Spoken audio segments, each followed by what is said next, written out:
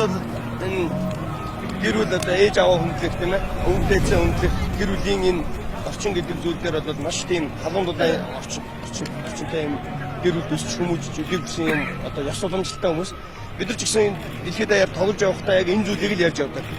Монголчууд өвдөөцөө хүндэлдэг, уламжлалт ёс заншлаа хүндэлдэг юм ард түмэн шүү гэдгийг бас байнга хийж явж байгаа учраас бид бүхний энэ урилга нэгдэж байгаа энэ уур амьсгал маш сайхан нэгдэж юм тийм учраас бүх сэтгэл зүрхээр энэ одоо зүйлтэй бас хамт байна гэдгийг илэрхийлмээр байна.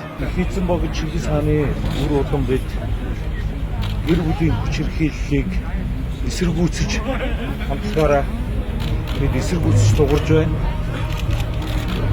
Гэр бүлээ хааны ордын хүндрий